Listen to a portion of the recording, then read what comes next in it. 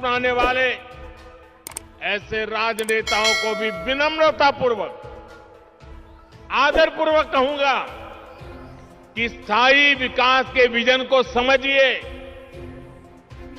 उसके महत्व को समझिए। आज देश के लिए उसकी कितनी जरूरत है, उसको समझिए।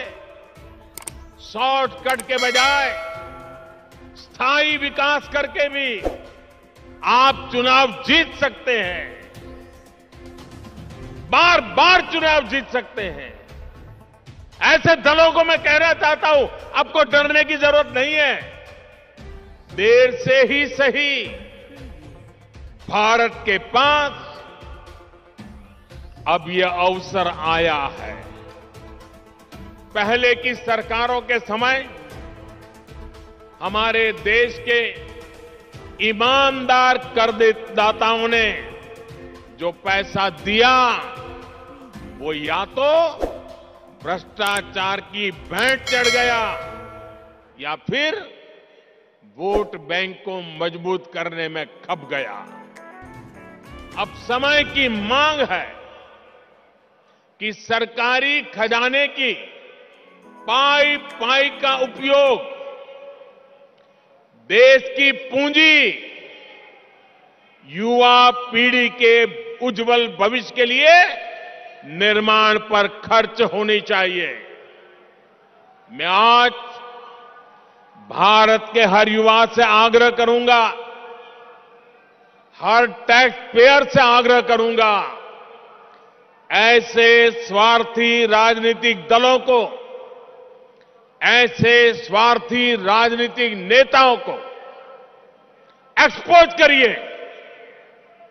आमदनी अठन्नी, खर्चा रुपया, ये वाली कुनीति लेकर के जो राजनीतिक दल चल रहे हैं, वे इस देश को भीतर से खोखला कर देंगे।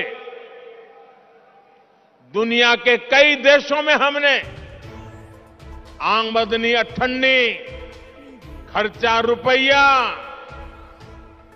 ये ऐसी कुनीति की वजह से पूरी अर्थव्यवस्था को तबाह होते देखा है।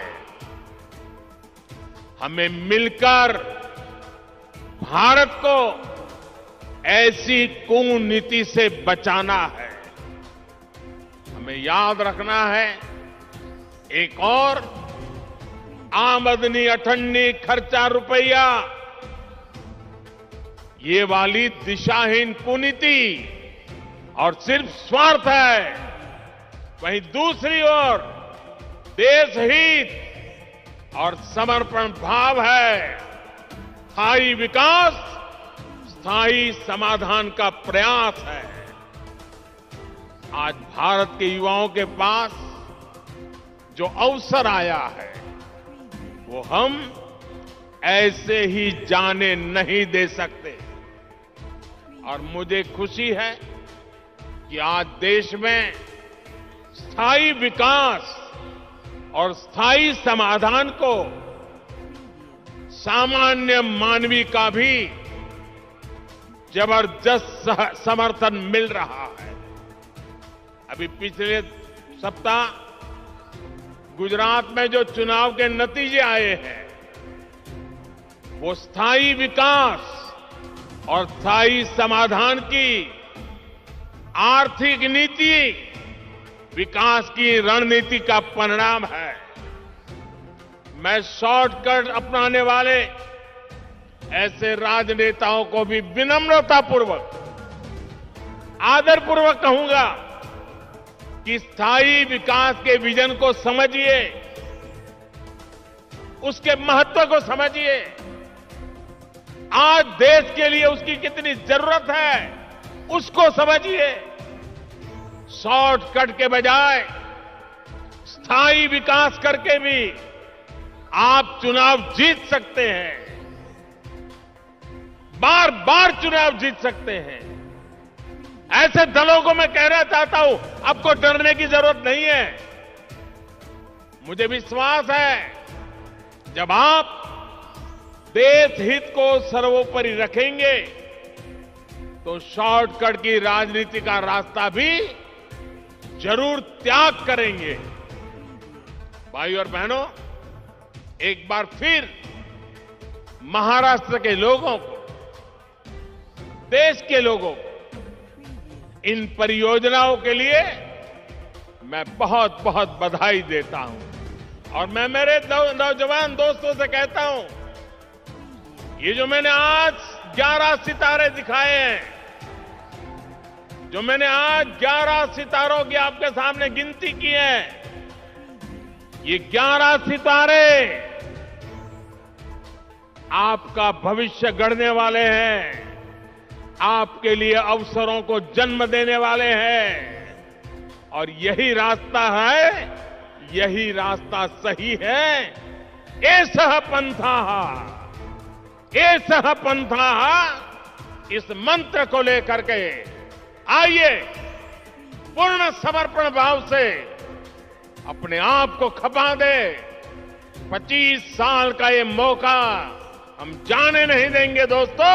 बहुत साल लूटा देने की ये विकृति है, करदाताओं की गाढ़ी कमाई को लूटा देने की। शॉर्टकट अपनाने वाले ये राजनीतिक दल, ये राजनीतिक नेता देश के हर करदाता के सबसे बड़े दुश्मन है, जिनका मकसद सिर्फ सत्ता में आना होता है, जिनका लक्ष्य झूठे वायदे करके सिर्फ सरकार हड़पना होता है, वो कभी देश नहीं बना सकते। आज एक ऐसे समय में जब भारत अगले 25 वर्षों के लक्ष्यों पर काम कर रहा है, तो कुछ राजनीतिक दल अपने निजी स्वार्थ में भारत की अर्थव्यवस्था को तबाह कर देना चाहते हैं। हम सबको याद होगा, जब पहली औद्योगिक क्रांति आई, हिंदुस्तान उसका लाभ नहीं उठा पाया। दूसरी, तीसरी औद्योगिक क्रांति में भी हम पीछे रहे। लेकिन आज जब चौथी औद्योगिक क्रांति का समय है, तो भारत इसे गंवा नहीं सकता।